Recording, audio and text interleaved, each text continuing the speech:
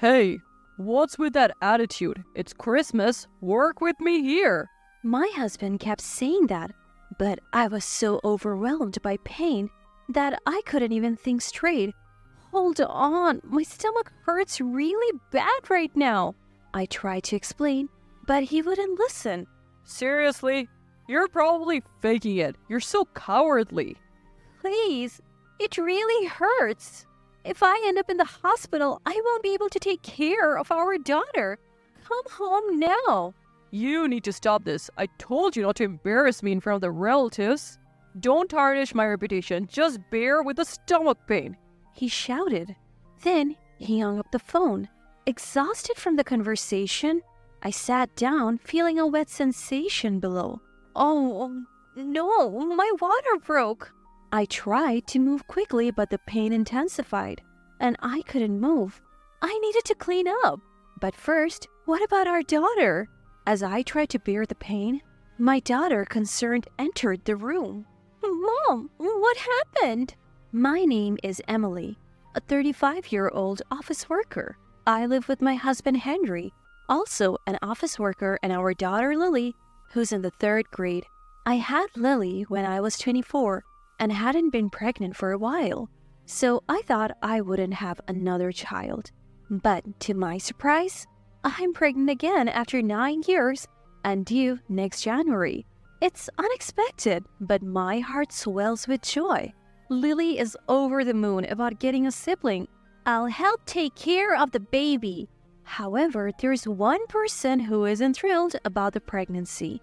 My husband Henry. I'm currently on maternity leave, and he keeps complaining, saying things like, I am just eating for free.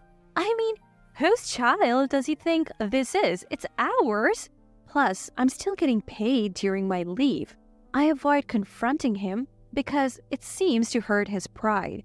But lately, Lily has been standing up for me. She's a great communicator, and she often leaves Henry speechless. Mom's taking a break because she's having a baby. Giving birth is tough, and you wouldn't understand, Dad. She's been doing housework even while pregnant. Why are you being so mean to her? Henry, flustered and embarrassed, often retreats to his room with a red face. Thanks to Lily, I've been spared from Henry's snide remarks. She's been reading books about pregnancy and childbirth with me, and I'm proud of how smart she's become. Still, I feel guilty for letting her witness our arguments. She would prefer if we got along after all. I have been diligent with housework, partly out of guilt towards Henry, who's always working, but then something happened. Henry loves his childhood home and often goes back for holidays and other occasions. If he went alone, I wouldn't mind, but he always insists I come with him, saying, It's a wife's duty. Don't embarrass me in front of the relatives. Saying things like that ignores my feeling and takes me away. It's a 6-hour drive to his parents' house, so we always stay overnight. My in-laws were considerate, suggesting, it must be hard to come every time. Let's just gather for Christmas. However, Henry would insist. Don't you care about the home I grew up in?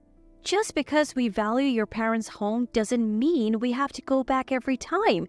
It might be a bit much to visit so often, don't you think? I tried reasoning, but he would argue, It's the home I grew up in. Showing up with my wife and kids is a way to honor my parents. Are you trying to prevent me from doing that? There were many times we wouldn't agree. In fact, when our daughter was born, I had high blood pressure from the pregnancy. I collapsed at my in-laws and ended up in the hospital. Yet Henry was adamant about going back at the next Christmas. I just want to stay home this time. We don't know what might happen, I pleaded. Pregnancy isn't an illness. There's no need to worry so much. He would retort, It's not about liking or disliking your family's home. I'm genuinely concerned. I can't believe he expects me to sit in the car for 6 hours with this huge belly. Though I didn't need to be hospitalized this time, I want to rest at home, especially after what happened last time. Please, just listen to me. If something happens, you're the only one I can rely on. Can't you just stay home this Christmas? Even after I pleaded, Henry didn't budge. Instead, he got angrier his face turning red. You just don't want to go back to my family's home, do you? I have been regularly seeing the doctor and they say everything's fine. I never said I didn't want to go. I'm just genuinely worried. Oh, really? Then you talk to my family about it. With that, Henry started dialing his parents' house. He handed me the phone. Reluctantly, I took it and Ethan answered. Ethan and his wife live with Henry's parents. Since Ethan and his wife are already there, I don't see why we need to visit so often. Hello, Henry. Oh, Ethan, sorry, it's Emily. Oh, Emily, what's up? Ethan, I'm sorry, but with the baby due around Christmas, I was hoping to stay home. Hearing this, Ethan responded, Of course, that's understandable. This is a challenging time for you and you shouldn't have to stress about family obligations. His words, "Take care of yourself," brought tears to my eyes. Ethan continued with comforting words. We should have been more considerate last time. We should have stopped you from coming. No, it was my fault. Don't say that. You're the one going through the most. It's only natural for us to be considerate. Let us know if there is any way we can help. We're excited about the new addition to the family. What a kind person. I couldn't help but vent about Henry. He's insisting we go to his parents' house next Christmas too. Even when I express my concerns about the baby possibly arriving soon, he brushes them off. He even accused me of not wanting to repay his parents' kindness. As I explained, my voice quivered. Ethan asked, Can you put it on speaker and call Henry? What is it, Ethan? Henry, are you seriously trying to bring Emily home for Christmas? Yeah, but she's being stubborn and doesn't want to.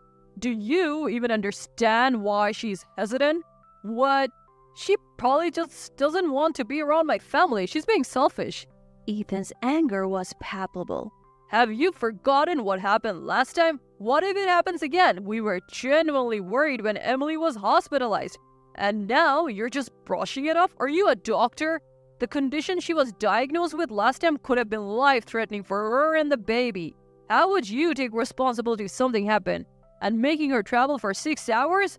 What if she faints on the highway? How long would it take for an ambulance to arrive? Have you even considered the safety of Emily and the baby? Prioritizing Christmas at our place over the birth of your child is something even a child would understand. It took Ethan's stern words for Henry to finally calm down. Looking at Henry, his face had gone pale. It's unbelievable that he needed such a strong wake-up call. Then Ethan said to me, I am truly sorry for the trouble Henry has caused you. Please accept my apologies on his behalf. Spend Christmas at home and relax. I'll let Mom and the relatives know. After the call, Henry, looking embarrassed, muttered, Ethan worries too much. From now on, I'll consult Ethan whenever Henry gives me trouble. Despite the earlier drama, thanks to Ethan's intervention, I spent the early days of December in peace. But as Christmas approached, Henry began grumbling about not going to his parents' house. Then came Christmas Eve. After finishing the cleaning and Christmas preparations, my daughter and I were relaxing. Suddenly, Henry said, I need to buy something, and left in the car in the afternoon. Night came and he still hadn't returned. He didn't answer my calls. So my daughter and I had our Christmas dinner, sang some carols, and tried to enjoy the evening. Where could Henry be? With that thought in the back of my mind, we had our Christmas cake and spent a peaceful Christmas Eve. The next morning, Christmas Day, Henry still hadn't returned. I wished he would at least contact me. His prolonged absence was concerning. Though we don't live in a heavy snowfall area, accidents can happen. Feeling a mix of irritation and worry, my daughter and I began our meal. Then I received a call from Henry. There was a lot of noise in the background. Hey, you should come over too. Come where? To my childhood home, of course. What? All the relatives are here having a drink. Hurry up. Turns out, Henry had gone to his parents' house on Christmas Eve. You said you were going shopping. Was that a lie? I don't know, but I might eat your portion too. Henry was clearly drunk.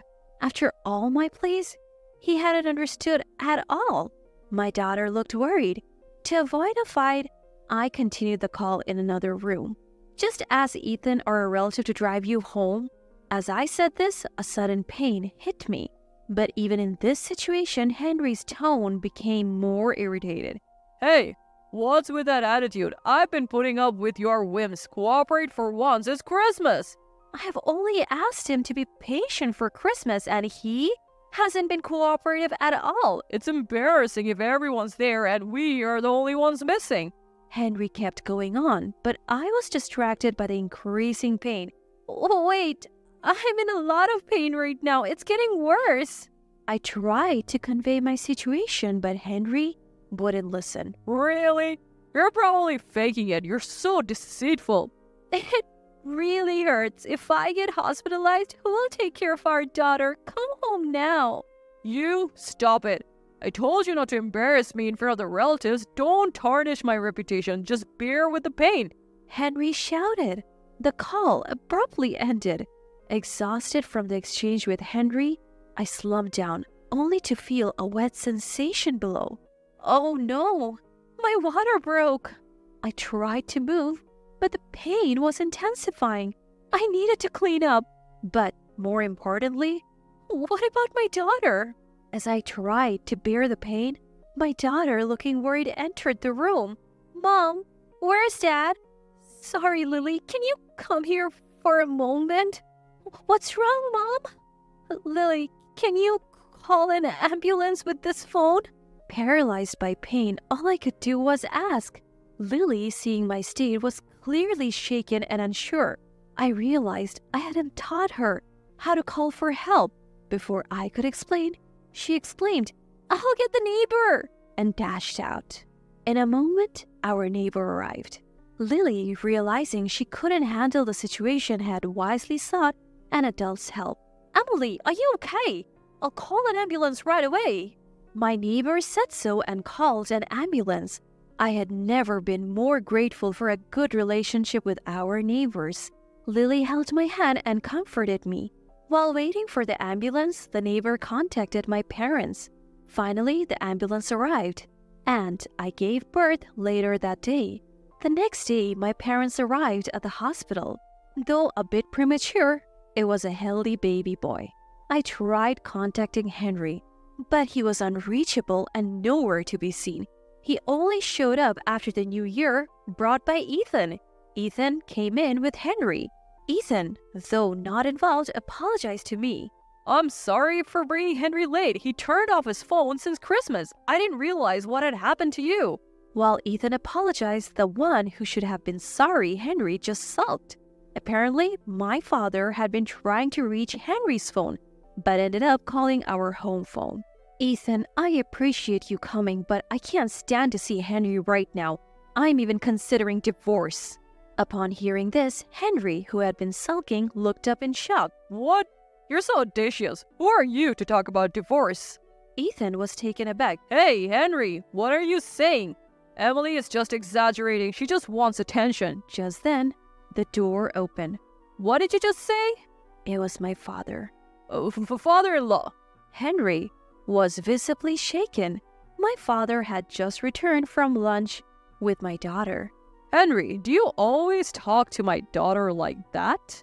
No, I mean, answer me. Henry cringes at Dad's angry voice. My daughter was in so much pain and you accused her of faking it? After seeing her now, can you still say that? Enough. She will recover at my house for a while and you won't see her or the baby. Got it? But... Henry seemed to finally grasp the gravity of his actions. Who will take care of me when I'm at work? I take back my earlier thought. He is irredeemable. Do it yourself. Emily worked and took care of the house even before her maternity leave, right? If you're an adult, you can manage. Even as my father scolded him, Henry tried to argue, but Ethan stopped him. I am truly sorry for Henry's behavior. Congratulations on the baby. Though it's late, please accept this gift. Ethan handed over a gift and left with Henry. Dad, I'm sorry for the trouble. When he came to ask for your hand, I thought he was a trustworthy man. After that, I took some time to recover at my parents' house. Thankfully, my daughter was on winter break. After about 2 weeks, I went back to the house where Henry was, accompanied by my father. I left our baby boy and daughter in the care of my mother. Upon arriving home, I was met with the sight of Henry and a messy house littered with trash.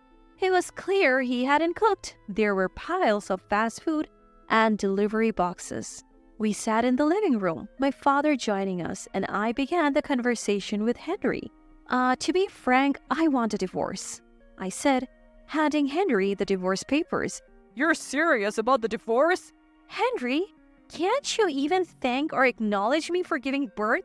For what? It's natural for a mom to give birth. It's not like you're working. Henry's attitude from the get-go was appalling. My father's expression grew stern. Henry continued with his nonsensical remarks. So, the baby's a boy. Then I don't want a divorce. I've always wanted a son. I'll raise him to be a baseball player. Didn't Ichiro become a star because he practiced with his dad? I want to do that. I was speechless. What did he think of his own child? I don't think Ichiro's dad thought of his son as a tool like you did. Before I could respond, the living room door burst open. I tried to wait patiently, but I can't stand listening to this nonsense anymore. It was my mother-in-law. Henry was taken aback by her sudden appearance. Henry, get a grip. Who do you think allows you to work stress-free? Who takes care of the kids in your absence? Who cooks every meal? Who keeps this house running? It's all thanks to Emily. Look at the state of this house after just 2 weeks without her. You are so ungrateful. Divorce is the only option. Don't trouble Emily anymore. Mother-in-law's outburst left Henry speechless. He signed the divorce papers without further protest. With that, our divorce was finalized.